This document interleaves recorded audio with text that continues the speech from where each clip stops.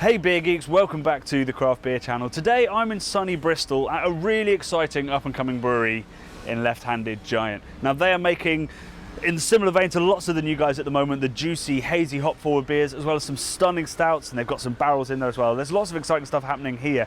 But another really interesting thing about Left-Handed Giant is where they come from. Now Small Bar in Bristol is referenced as one of the places where so many breweries got their start, made their reputation, and actually the founder of Left-Handed Giant is the founder of Small Bar. So not only has he helped champion the scene for so long and helped all these other breweries grow, he's now got his own and he's doing the same, and he's doing it really well. So we're going to meet Bruce, we're going to have a look around Left-Handed Giant at the amazing beers they're making. I can tell you that canning line that's kicking off at the moment is making an IPL that is smelling incredible. You've got to watch out for these guys and you've got to watch this video.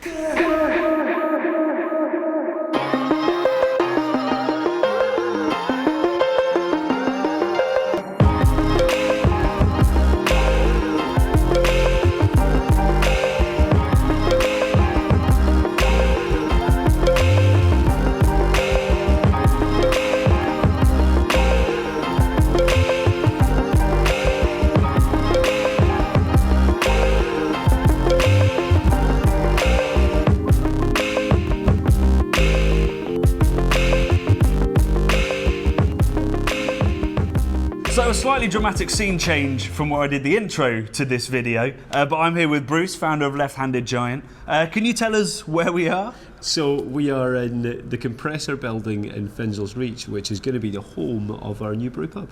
Amazing, and what a brew pub this is going to be. We'll talk about it in a second, but let's start by talking through how you ended up here, which I believe started at Small Bar. Yeah, for sure. I think the brew pub is essentially our business coming full circle. So we opened Small Bar 5 years ago. We had no real aspirations to open a commercial brewery, but we put a little 200 litre brew kit round the back of the bar. And I think Jack and I had the intention that we'd do some brewing on it, and if we could get some beer out that was good enough that we could pour it in Small Bar, then we'd have been happy. And that really was the extent of it. So we were bar people, we were running a bar, opening a bar. And that was the extent of it. But then we met a guy called Rich Poole, who ran a little brewery called Rocket Science Craft Ales, and he cared about beer so much. He'd won a whole bunch of home brewing competitions.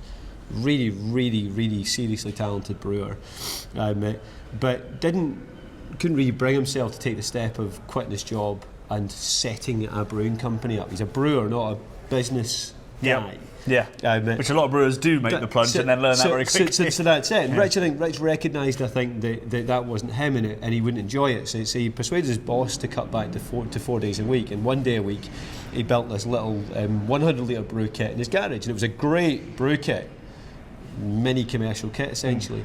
And he's making great beer, so he's bringing this beer into Small Bar, and we were selling it as Rocket Science Craft Ales in Small Bar.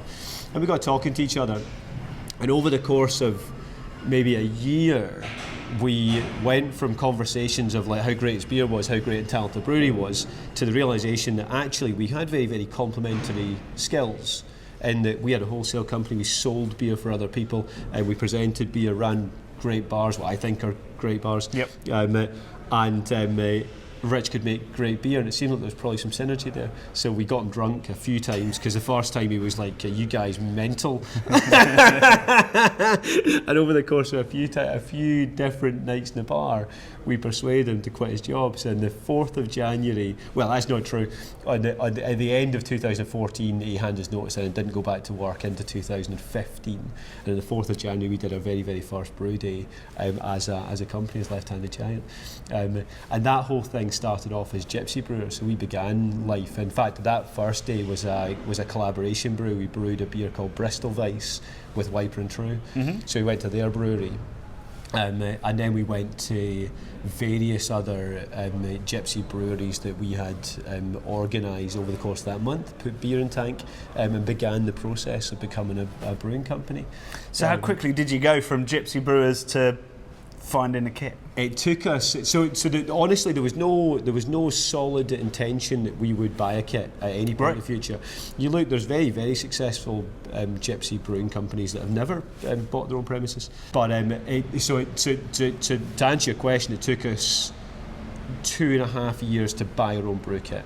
And those 2.5 years were spent really dialing in the recipes we had, dialing in ourselves as operating a brewery, from creating the liquid to getting it through to market, and finding the courage, I think, to borrow the money and buy a brewery yourself. Yeah, because you're always going to have to borrow money, really, when you're talking of a brand new brew kit. So is that the one that I was at today? You were at today, exactly. Yes, that was our first brewery. That is our first. Well, that's a lie. Our 200 litre brewery at Small Bar was our first brewery.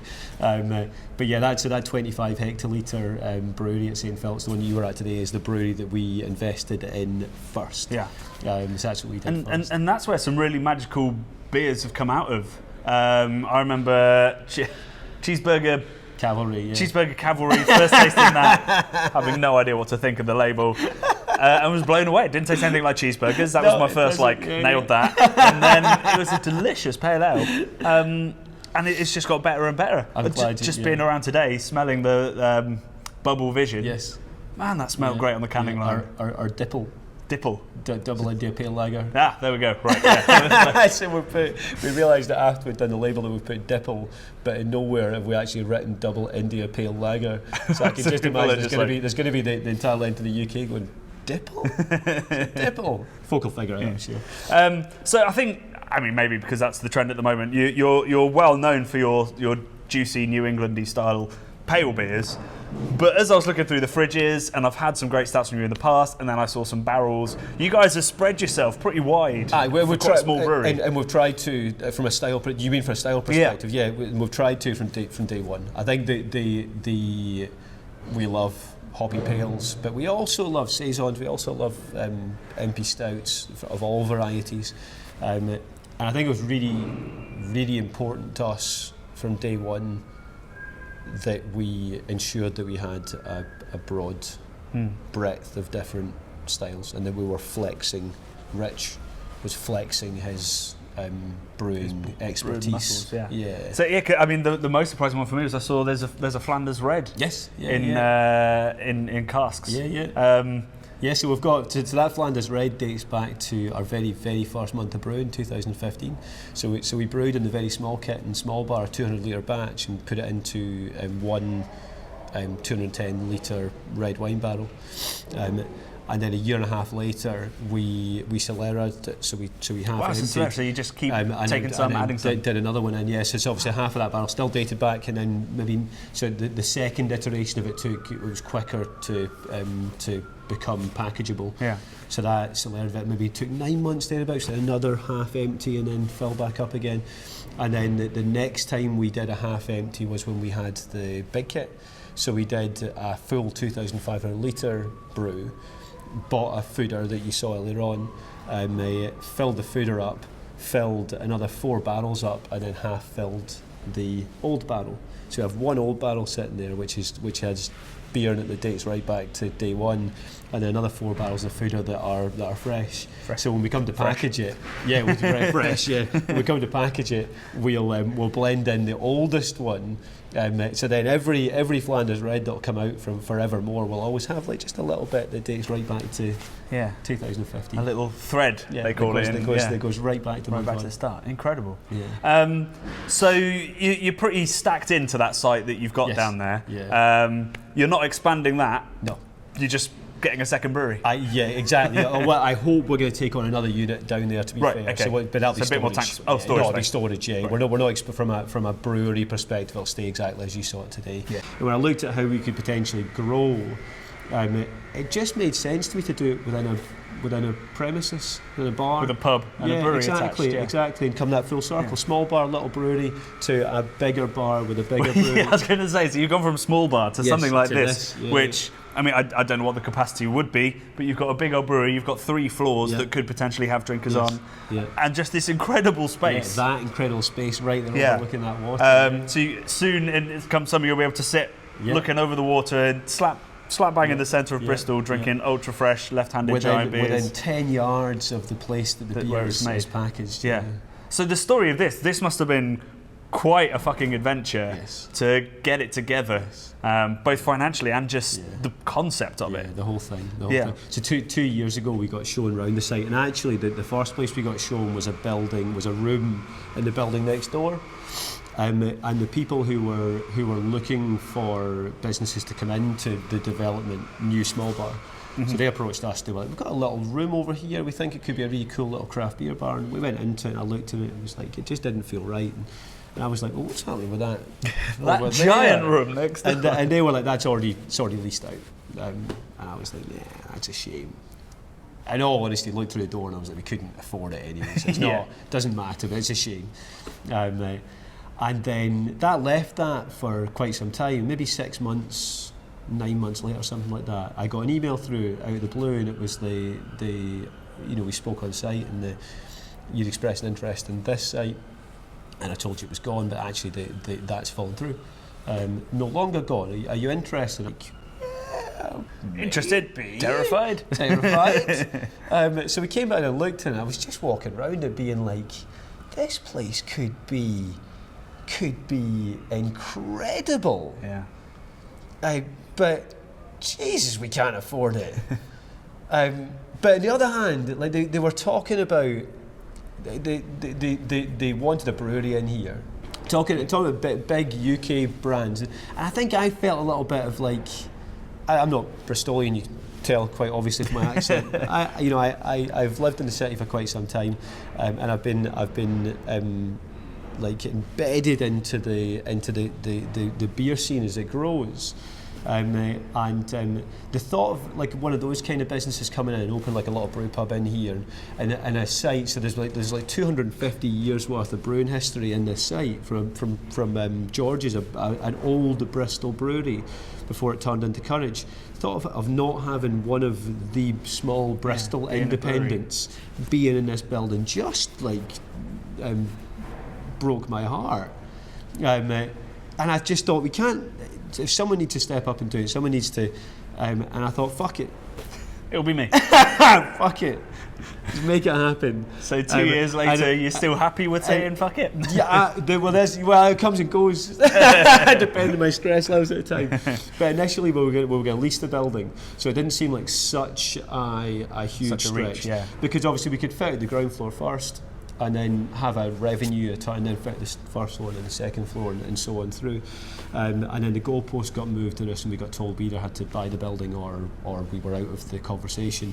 And then that turned into having to raise a whole bunch more money. And we're really lucky in the respect that the UK craft beer scene, UK craft beer fans are such a wonderful bunch of people that when small breweries go on sites like Crowdcube, they generally speaking hugely support them. Yeah. So we're very lucky in the fact that we work in a small industry that has such a fervent and loyal support, but from the people that drink our beer.